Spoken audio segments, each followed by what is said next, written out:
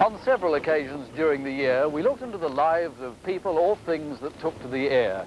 NAC's Boeing simulator, the Operation Deep Freeze comfort module.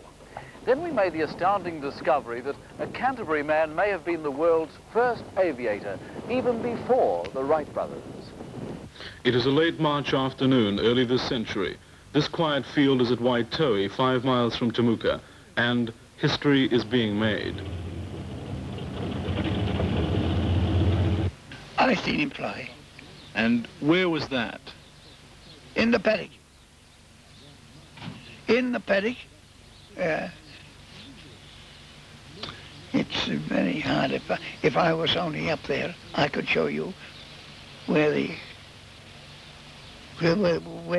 shed was. This is what the late Amos Martin saw rising hesitantly above the hedges more than 60 years ago, one of the first powered flights in the world. At the controls of this flimsy network of wire and bamboo was a young farmer, Richard William Pearse, an intense man who, in the quiet seclusion of his isolated farm and without any formal engineering training, had achieved one of man's ultimate ambitions, to fly. These are his plans, sketches which even today are remarkable for their precision, and yet he worked alone, with no help or no training. And then she rose about 10 foot in the air, 10 to 12 foot in the air. And he only had about 50 yards before he got to the gorse fence. And he actually crashed into the gorse fence? No, not him. The plane. It was a remarkable craft. The engine had pistons ingeniously made from tobacco tins. Pearse also designed and constructed ailerons or flaps long before other aviators perfected them. He was driven by an intense desire to be the first man to fly. Did he succeed? Some people claim he did.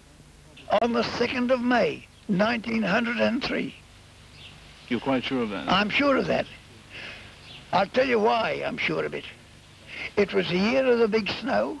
That places one of Pearse's flights before the Wright brothers, but so little is known of his attempts that we will never know if he was the first.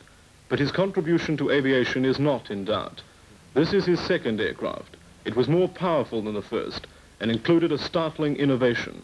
The engine could be tilted from the vertical to the horizontal. It was, in essence, a helicopter as well as an aeroplane. In his writings, he spoke of this as his people's plane. How did you feel yourself when you saw this plane taking off into the air? Did you get a thrill? Well, yes, I got a thrill. And I also said, what a silly bugger he is. That's what I said to myself. Because he had absolutely no chance whatever of clearing the gorse fence. No chance at all. Richard Pearse died in obscurity in 1953. This monument at Timaru Airport and a renamed street are the only visible evidence that in South Canterbury he made history.